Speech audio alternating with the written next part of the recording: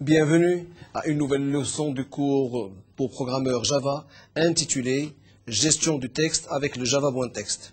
Alors maintenant, comme on a vu au niveau de tous les packages, donc on a eu une idée sur toutes les méthodes qu'on pouvait utiliser avec tous les packages. Maintenant, il est temps de voir le package Java.text. Alors le package Java.text dispose de plusieurs commandes, si vous voulez, ou plusieurs méthodes qui permettent de formater un texte, de faire du parsing pour ce texte-là. Alors sans plus tarder, le menu. Les tokenisers. Donc, bien avant d'entamer le package Java.text, on va voir le tokeniser. Le paquet Java.text. Écrire des applications localisables. Alors, on va entamer le premier point, à savoir les tokenisers. Alors, les tokenisers, ce sont des émetteurs. C'est des classes qui servent à lire et interpréter des séquences de caractères, des streams et des strings. Alors là, c'est très important, dans la mesure où parfois on a besoin de faire des recherches, au niveau bien sûr de données, on a besoin de formater des données. Alors le tokeniser, qu'est-ce qu'il fait? Il nous permet de pouvoir lire ces informations sous un certain format pour pouvoir les exploiter ultérieurement. Alors, il réalise des énumérations. Alors, java.io.stream.tokeniser, c'est bien sûr la méthode que vous allez utiliser. Et vous avez aussi le java.util.string tokeniser. Donc, vous avez les stream tokeniser et vous avez les string tokeniser. Alors, les string tokeniser, pour émettre des chaînes en token, et on a déjà expliqué au niveau des leçons précédentes ce que c'était un token.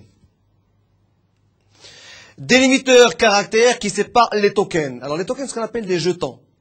Et bien sûr, les jetons, c'est pour émettre les chaînes en tokens. C'est pour pouvoir convertir les chaînes de caractères en forme de jetons. Et là, vous avez des délimiteurs de caractères qui séparent les tokens. Pourquoi? Parce qu'au niveau de chaque mot, vous avez un token bien précis. Et pour pouvoir séparer ces tokens-là, il va nous falloir des délimiteurs pour pouvoir séparer entre un premier token et un deuxième token. Les constructeurs. Vous avez bien sûr la méthode string, str. Vous avez la méthode string str tout en utilisant bien sûr un délimiteur pour pouvoir bien sûr séparer entre les tokens. Et vous avez la méthode de string str avec bien sûr délimiteur, mais cette fois-ci avec un retour d'information, return tokens, qui est un booléen. Alors, le booléen, ou bien il est true, ou bien il est false. Donc, il va nous retourner ou bien la valeur true, ou bien la valeur false. Alors, vous avez trois possibilités au niveau du string tokeniser. Le string tout court, le string str, mais en utilisant un délimiteur, et le string en utilisant un délimiteur, et un retour d'information concernant, bien sûr, les tokens ou les jetons.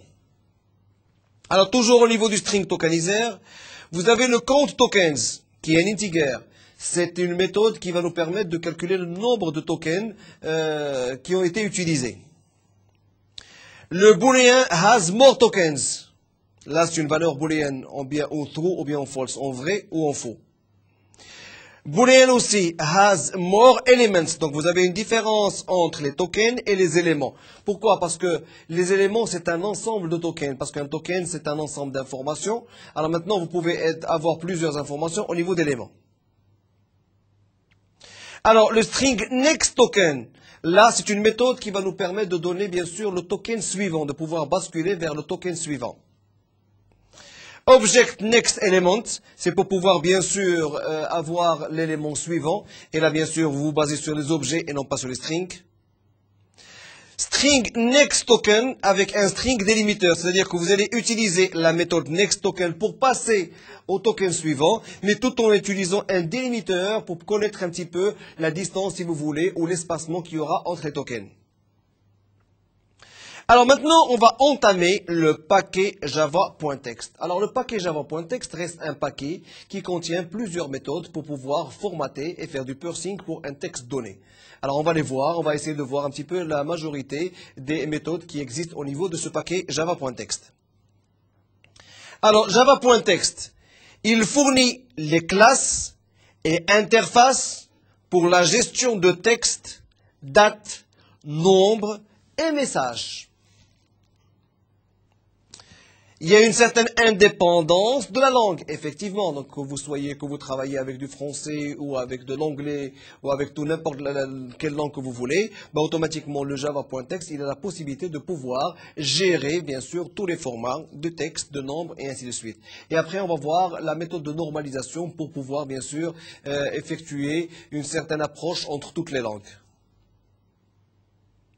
Alors, vous avez le formatage, c'est-à-dire le parsing. Le parsing, c'est le formatage. Vous avez aussi la possibilité de faire une recherche et ordre des chaînes. Vous avez bien sûr des méthodes qui vont vous permettre de faire les itérations sur le texte. Alors, le formatage et le parsing. Alors, comme vous devez le savoir, lorsque vous utilisez bien sûr un langage de programmation bien précis, pour que ce langage, ou pour que les éléments de ce langage soient bien sûr, puissent communiquer avec d'autres langages de programmation, il faut un certain formatage bien précis.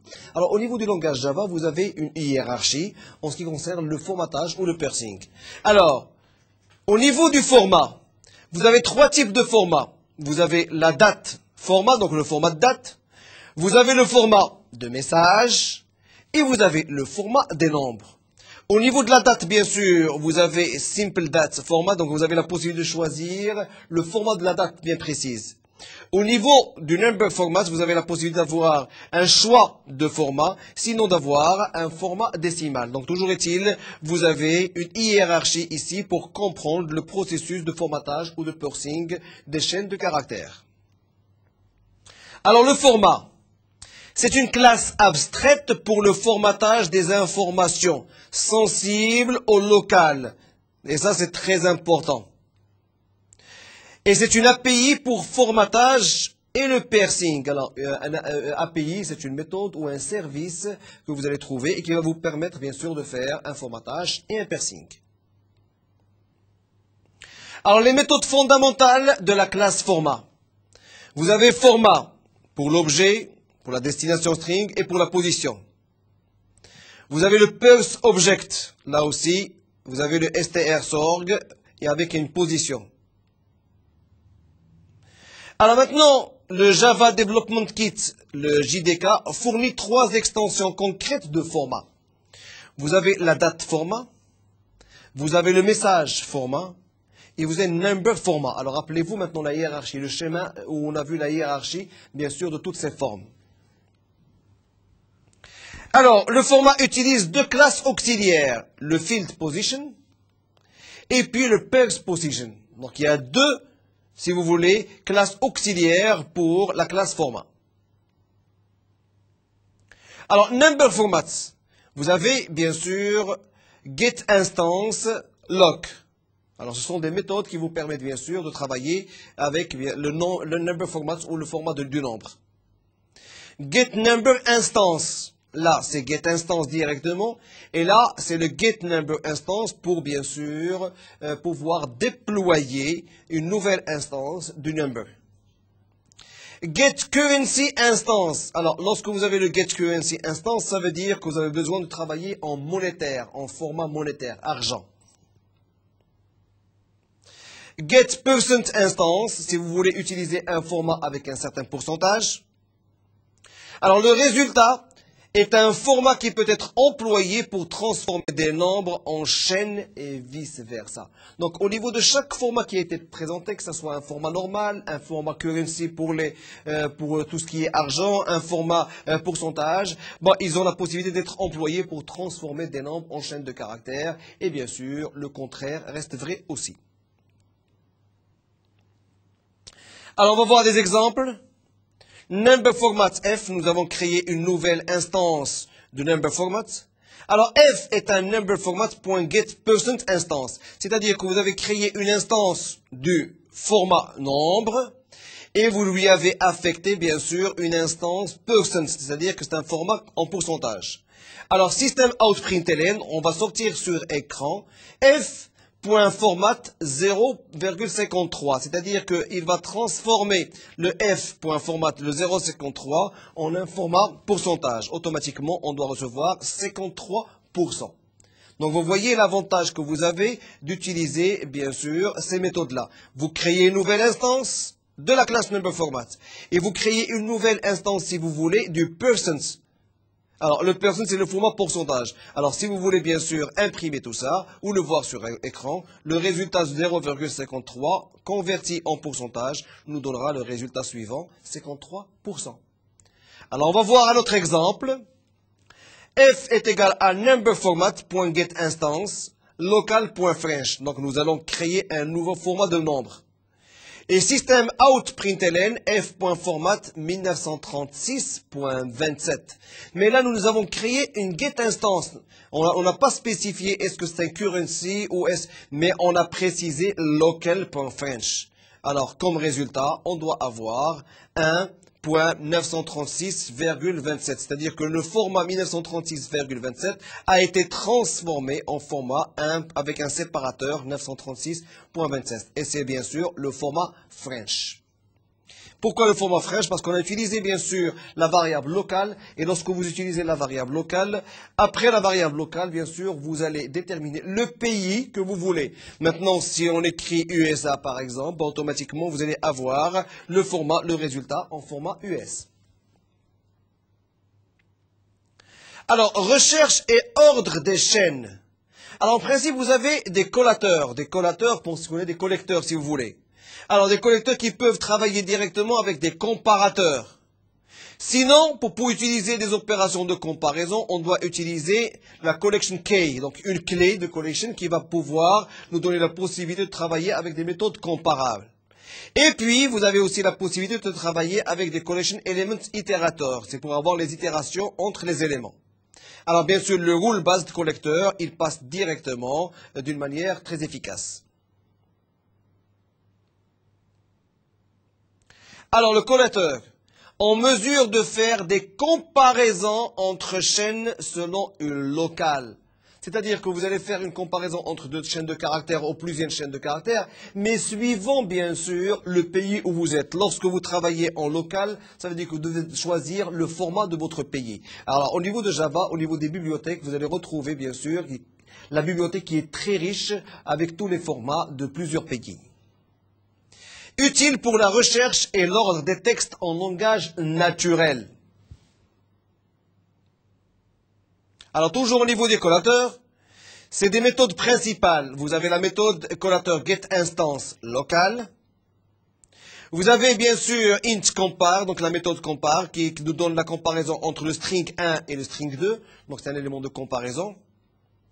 Vous avez le getCollation key. Et là, c'est un string aussi qui utilise une clé pour, bien sûr, la comparaison. Et là, on va passer maintenant pour l'itération sur les textes. Alors, vous avez un string caractère itérateur. Alors, on a travaillé maintenant sur le format number. Maintenant, on va travailler sur le format texte, si vous voulez. Alors, string caractère itérateur pour la comparaison. Vous devez avoir des caractères itérateurs pour la comparaison aussi. Et les attributs des caractères, ainsi que les attributs du mot lui-même, du string. Alors voilà ce qu'on appelle le bring itérateur. Alors, écrire des applications localisables. Alors, pour pouvoir écrire des applications localisables, nous avons besoin d'avoir des informations sur les informations de format pour les pays. Et ça, c'est très important. Pourquoi? Parce que les informations ou les applications localisables, ce sont des applications qu'on peut éventuellement faire comprendre à plusieurs pays et bien sûr pouvoir les arranger selon leur format bien déterminé. Alors, localization, la traduction d'une application d'une langue à une autre. Alors, la localisation n'est pas seulement un problème linguistique, pas du tout. Il y a un problème de format aussi. Il y a des conventions particulières, les formats des dates. Alors, comme vous devez le savoir, le format français n'est pas le format anglais, n'est pas le format italien. Il y a un format bien précis pour chaque pays. Et là, c'est très important de pouvoir les prendre en considération pour que, bien sûr, votre programme, une fois exécuté, puisse en prendre en considération tous les formats de tous les pays. Le format des nombres aussi. Et ainsi de suite. Alors, les solutions. Tout ce qui pourrait être localisé doit être séparé du code. Et ça, c'est très important. C'est-à-dire que tous les éléments que vous voulez rendre local, c'est-à-dire qu'ils appartiennent à un certain pays directement, automatiquement, on ne doit pas les faire avec le code lui-même. Ils doivent être séparés du code. Java fournit un support à l'écriture du code localisable. C'est le code local. Alors, une fois que vous utilisez, par exemple, l'attribut local suivi du pays que vous voulez, automatiquement, vous allez avoir une traduction du format que vous voulez au format du pays que vous voulez aussi. Les ressources bundle. Et les formats, et bien sûr, les collecteurs pour les comparaisons. Alors maintenant, si vous avez besoin d'informations complémentaires, vous pouvez toujours vous connecter au site de Netuno en cliquant sur le lien Magnetio.